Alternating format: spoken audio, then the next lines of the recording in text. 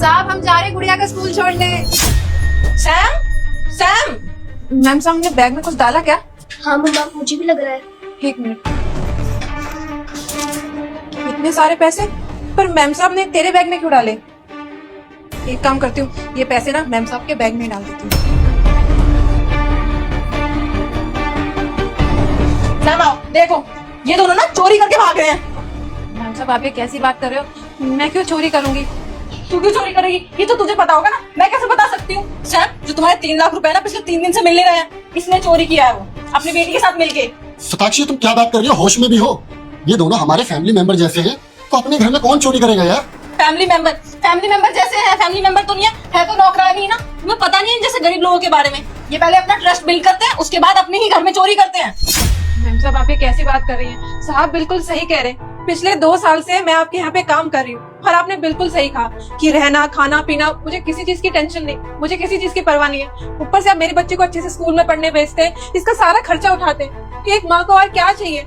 ऊपर से आप मेरे ऊपर चोरी का इल्जाम लगा रही है। मेरे ऊपर तो ठीक है, मेरी सी बच्चे के ऊपर भी लगा रही है। मैम साहब कम से कम कुछ तो सोचिए। बेटा मुझे इग्नोर मत करना। आज जो भी इस वीडियो को एक लाइक करके सब्सक्राइब करेगा उसको 2 घंटे में खुशखबरी मिलेगी। यकीन ना हो तो करके देख लो और जाते जाते कमेंट में हर हर एग्जैक्टली सताक्षी, राइट। अब जब किसी इंसान को इस घर में किसी चीज की कमी नहीं है तो वो इस घर में चोरी क्यों करेगा? अरे इन दोनों को रहने के लिए घर दिया हुआ है, 2 वक्त का खाना, और इसकी बेटी को हम इतने अच्छे स्कूल में पढ़ने के लिए भेजते हैं, तो भला ये देविका हमारे घर में चोरी क्यों करेगी? तुम फालतू में इस पे चोरी का इल्जाम लगा रही हो।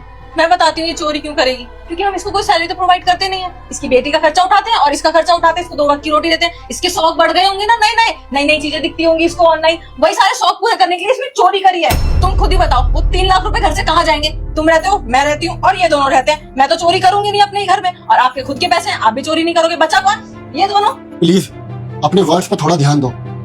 अभी तक इसका अपराध सिद्ध नहीं हुआ तो तुम इसको बार बार चोर नहीं बुला सकते। कि कम से कम इसकी छोटी बच्ची को तो देखो। तुम एक माँ को चोर बुला रही हो, वो भी उसकी बच्ची के सामने।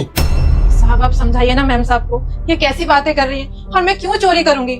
साहब आपको याद है जब आप हमें सड़क से उठाकर लाए थे तो मैंने आपसे एक विनती करी थी कि मुझे 2 वक्त का खाना चाहिए और मेरी बेटी किसी बड़े से स्कूल में पढ़े। और साहब आपने मेरी ये बात 1 मिनट में ही मान ली थी। जब मुझे इस घर में 2 वक्त का खाना मिल रहा है, रहने के लिए घर मिल रहा है और मेरी बेटी के सारे खर्चे पूरे हो रहे हैं, तो भला मैं इस घर में चोरी क्यों करूंगी?